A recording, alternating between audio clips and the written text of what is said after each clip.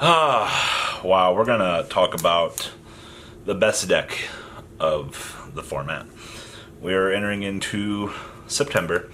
We're gonna have a nice little metagame discussion on top of a secondary meta discussion, because I want to talk about Rogue, but this video is going to be strictly the meta, the best of the best, the clan de la clan, however Pegasus chooses to use those words. So this is going to be part one of the best of the meta 2018 September edition. Alright, let's dig on into this.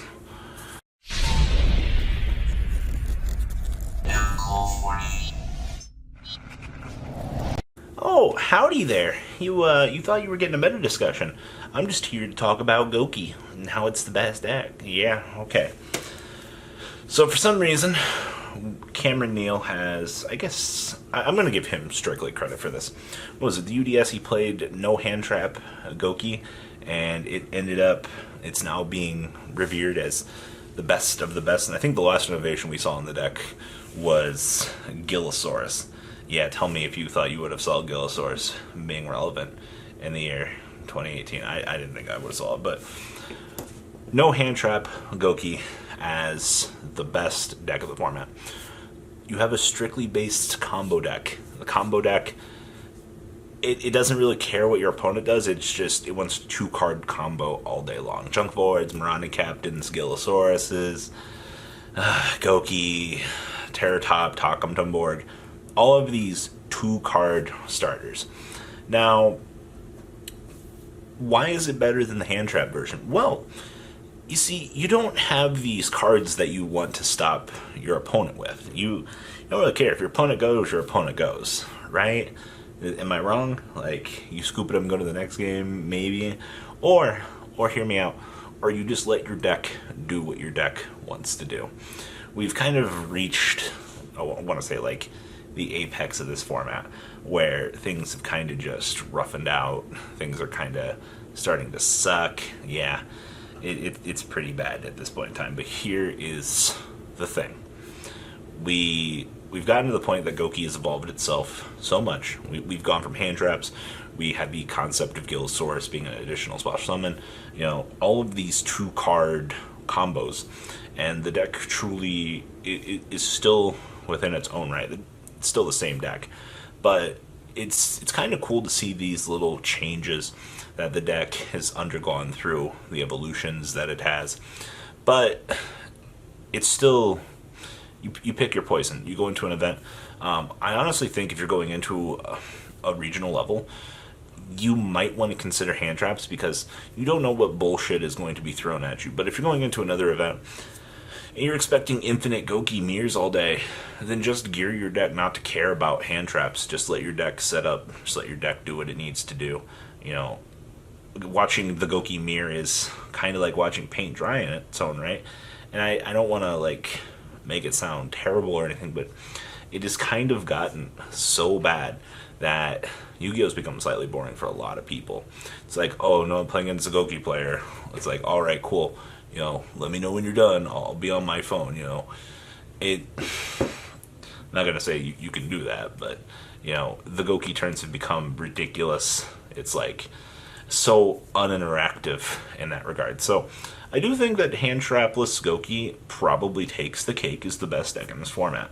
I know a lot of people have probably missed this memo, and a lot of people are probably going to continue to play hand traps. But having a deck that plays through your opponent's hand traps, you know, it just means it's more 2-card potential. You gear your deck to not care. It's kind of an interesting mentality, actually. So you use hand traps to stop your opponent stops hand traps, but that takes away from your core combo. What if your entire deck is just doesn't care? You set up, you go. I think that's truly it's a I don't give a fuck mentality, but at the end of the day, it's a very good mentality to have, especially going into something like the UDS and, you know, having success with that. So it's not a bad thing whatsoever. I would definitely say it's level of innovation in its own right. But, you know, hand trapless Goki definitely is going to go down as the best deck of the format. If not, you know, it's still Goki at the end of the day. There's nothing we can really do about it. We've adapted sphere modes, we've adapted more hand traps. Until an actual ban list comes sometime soon, if you're going to an event, I would definitely be aware that's what you're going to be playing for.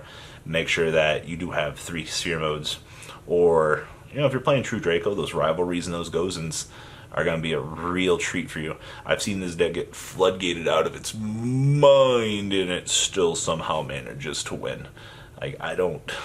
I've seen some strange things in my time, but whew, man, Goki is definitely the best of the best. So, but that's not the only thing in today's metagame.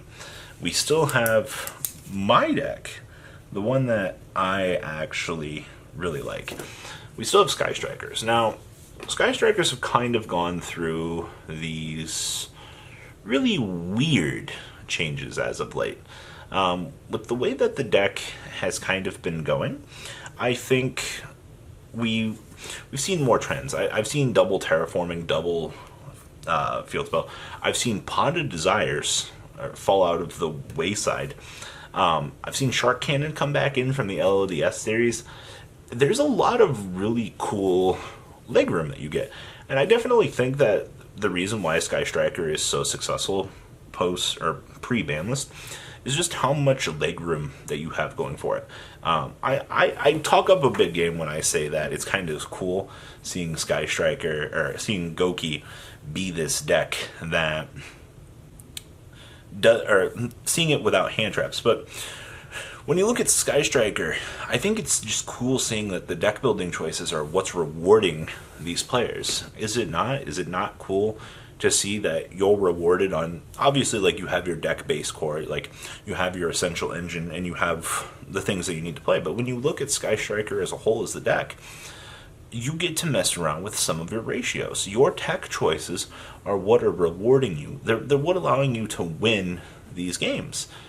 Is it not? And I think that is extremely cool, especially in today's current day and age.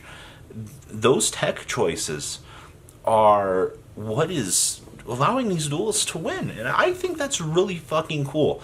I don't remember the last time that I could tell you that, outside of maybe 1 or 2 tech choices, that I could have maybe 5, 6, 7, 8 slots that I could mess around with. The little tech choices, that extra field spell.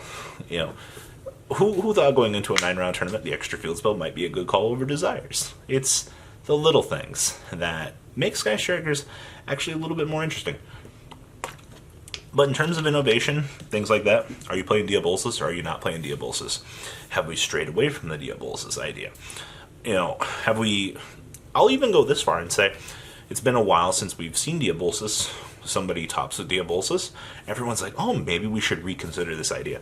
The ideas and the concepts that currently exist in Sky Strikers are very interesting, and they're very dependent on the region.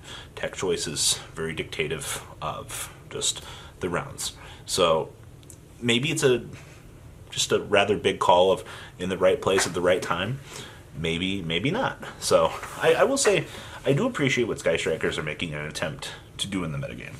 Now, the last deck I'm going to talk about on this video is, I think I got to give it to True Draco as the last mention here.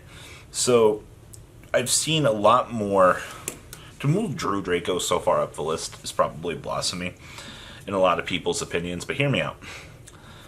Fucking floodgates. Goes in match. The power of Dynamite. We talked about long ago, before Masterpiece even got banned, that the True Draco core itself was a very consistent engine. Take Masterpiece out of the... Honestly, Masterpiece was kind of hindering some of the choices that the deck players can make. Now that Dynamite has returned to the field, the deck has just become a very consistent engine in itself. Much like Sky Strikers. And when you have a very consistent engine with very, very disruptible cards, and some of today's current decks kind of just losing to floodgates, you're bound to have success, right?